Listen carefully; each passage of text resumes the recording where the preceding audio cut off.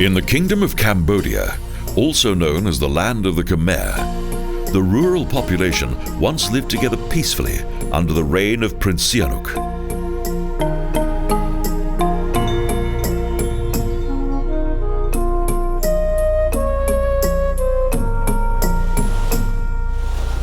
But in 1970, a coup d'etat sparked the Vietnam War. The Khmer Rouge subsequently ruled over the country with an iron hand.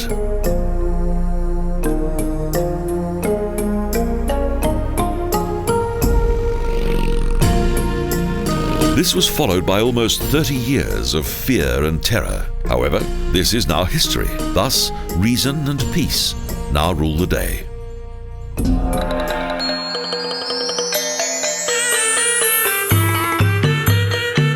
Siem is a relatively small town, 315 kilometers north of Phnom Penh, capital of Cambodia.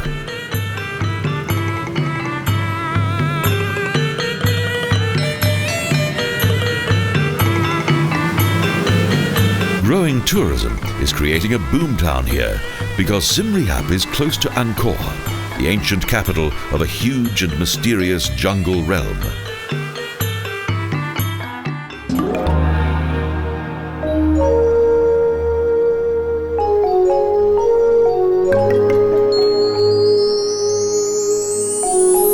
The temple district of Ta Prohm is our first destination.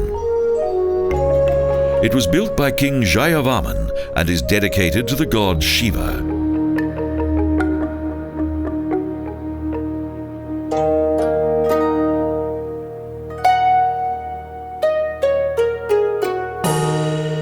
The temples of Angkor are the remains of various religious buildings that were built by more than 10 kings of the Khmer realm between the 7th and 16th centuries AD.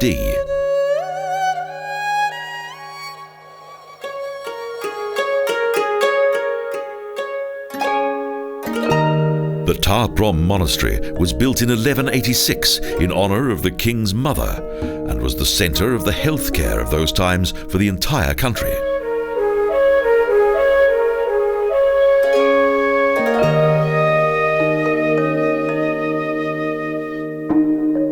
This is a good example of how the encroachment of the dense jungle vegetation has affected various buildings.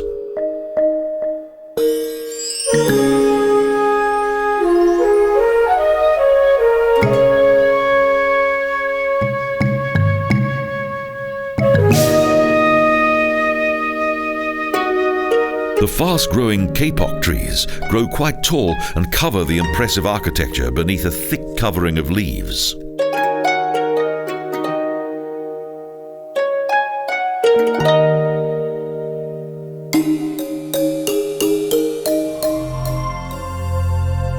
This jungle temple is reminiscent of one described by Kipling in his Jungle Book. Nature usually claims back its own.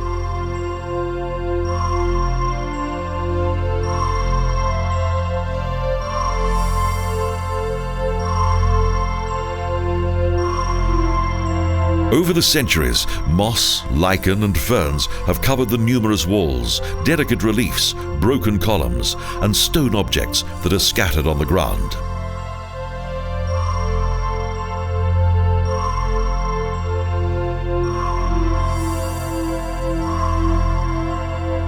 And the pale and gigantic roots of the kapok trees cling to the moss-covered walls of the temple complex. Everything is dominated by the encroachment of nature.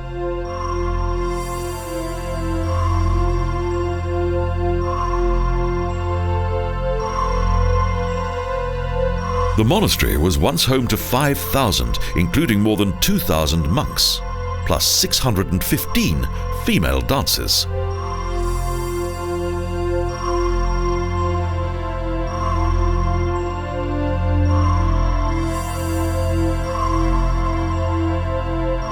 In addition, more than 66,000 men and women from the surrounding villages actively served the monastery.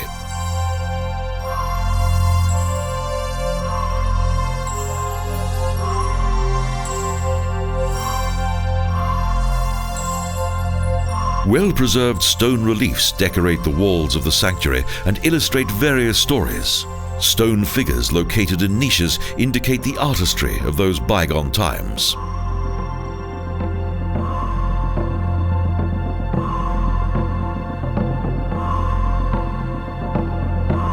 Ta Prohm demonstrates the fragility of man's creations compared to the constant forces of nature.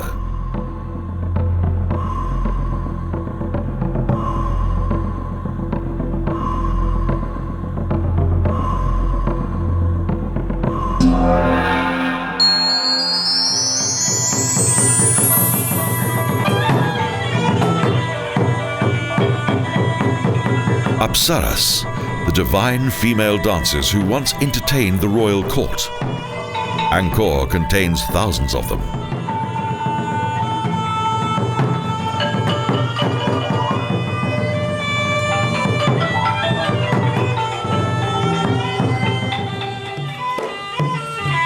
Even today, they battle against evil spirits and demons and triumph over them, driving them away.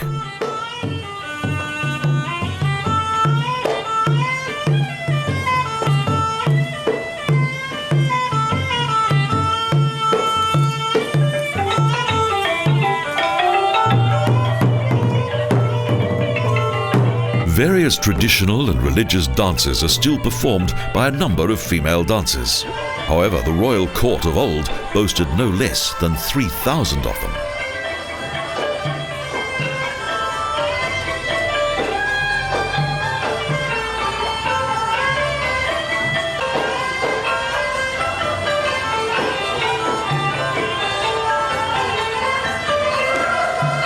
Under royal rule, the Apsara dances performed solely for the royal court. But today, it's mainly for the tourists. How times change.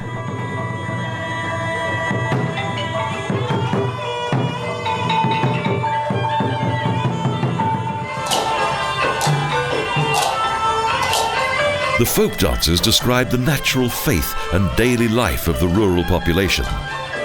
Ritual dances associated with ceremonial acts.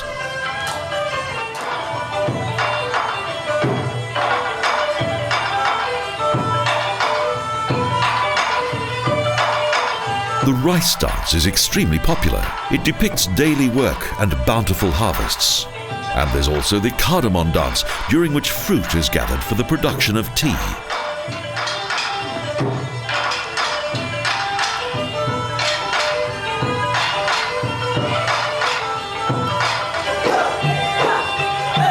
Each gesture has its own symbolic meaning. Even the gracious movements of the fingers are full of expressive significance.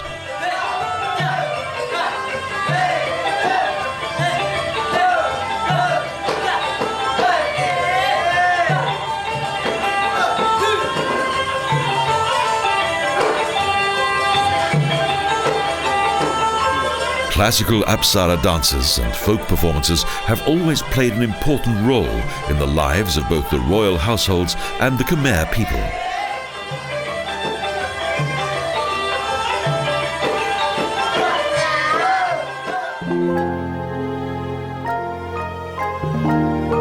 The fishermen on the tributaries of the Tonle Sap live peacefully together in large families.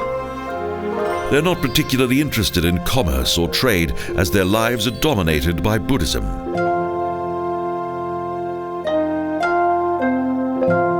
Along the riverbanks are several plain wooden huts, whose interiors are divided into a living room and cooking area, plus sleeping quarters.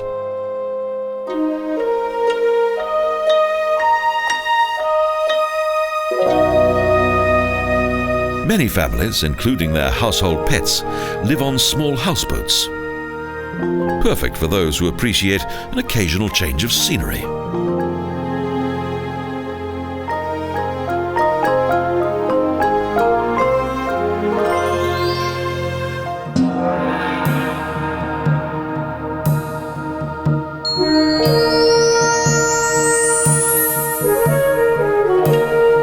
Close to Siem Reap, The Tonle Sap Lake is a good place for a boat trip. Every 6 months, the direction of the water changes, an excuse for much celebration and festivity.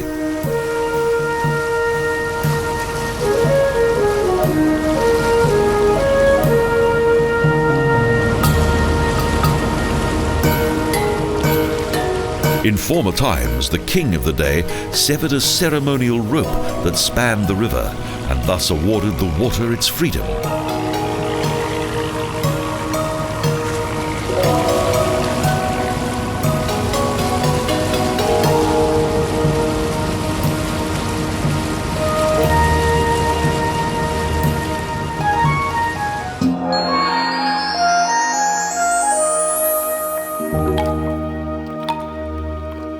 This is a strange and fascinating world of floating villages, forests, and a countless variety of colourful birds.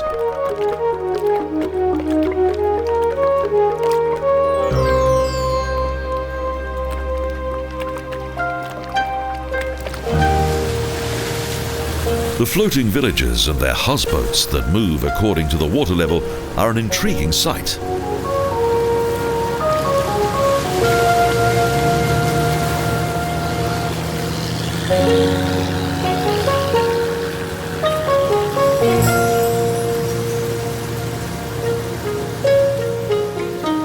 Chong Nihas is situated in the harbour basin of Siem Reap. Ferry boats from Phnom Penh come here, a good source of income for the local tradesmen.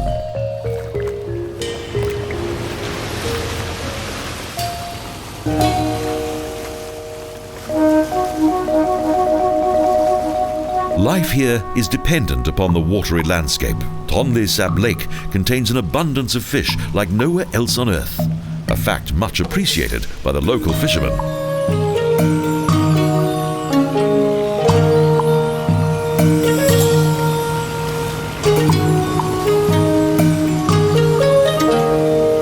They have adapted their lifestyle to the constantly changing water level. And, if necessary, the floating villages can easily be moved to another location.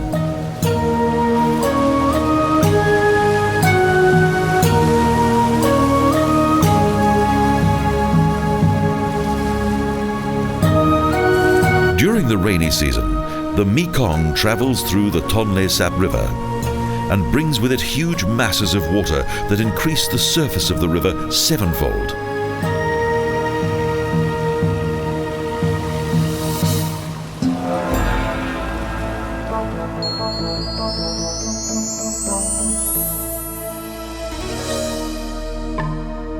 The Street of the Giants leads to the entrance of Angkor Thom, the fourth and final capital of the old Khmer realm, surrounded by a mighty defensive wall.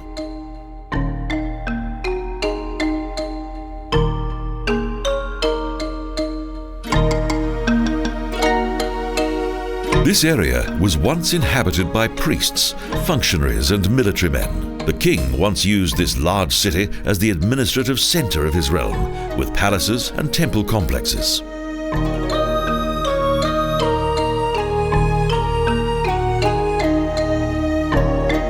At its zenith, more people lived here than in any European city of the 20th century. It covers an area of over 9 square kilometers.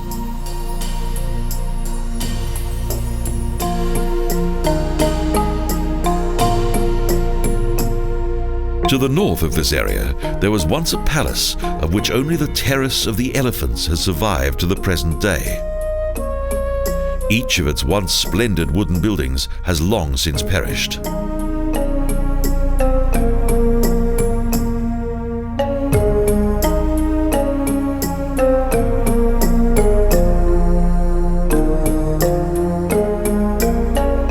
The route leads through a huge stone gateway into the 5 inner courtyards of the palace complex. Again, nothing remains of the various wooden buildings that once stood here.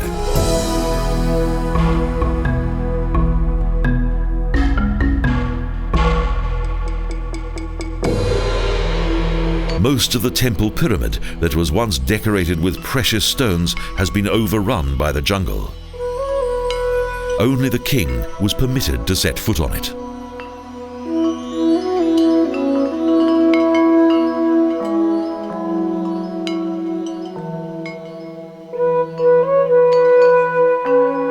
In the center of Angkor Thom is the Bayon, a Buddhist temple that was never completed, surrounded by water ditches.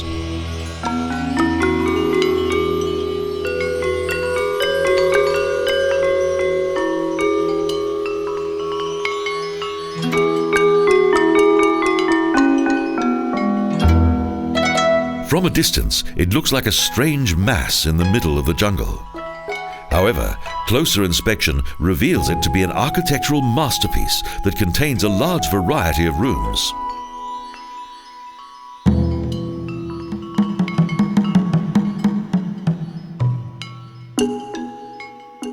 But most impressive are the 200 huge smiling faces that are set in stone.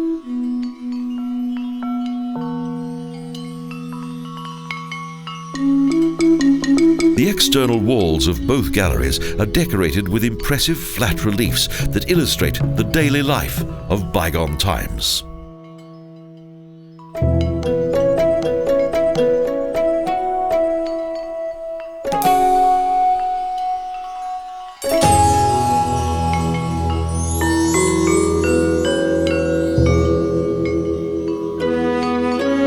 Archaeologists believe that each of the faces depicts a bodhisattva, a being that has attained the highest level of enlightenment, on the threshold of nirvana.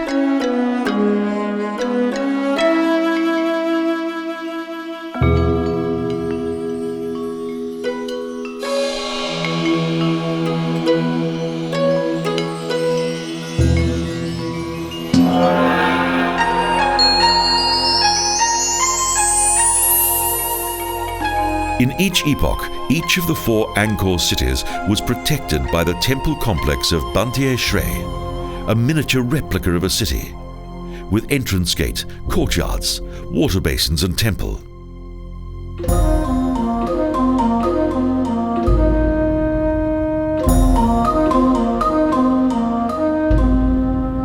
This temple is one of the few that was not built by a king, but by a Brahmin priest.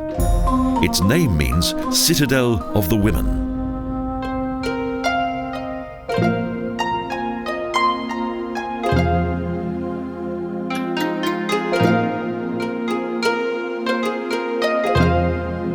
It was here that the most senior Brahmin canonized the water, and with that the entire city and their ancestors. A ritual place of great significance.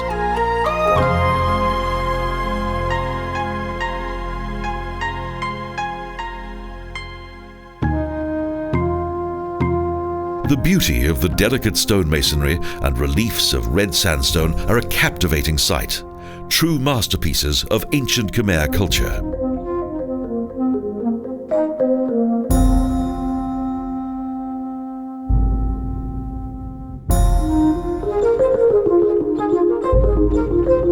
The entrance to the center of the complex leads through a large stone gateway across a ceremonial path flanked by water.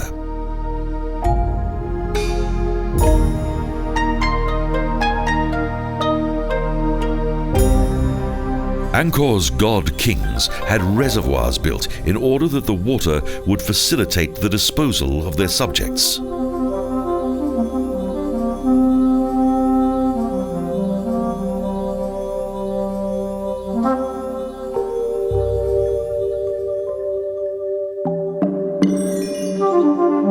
The view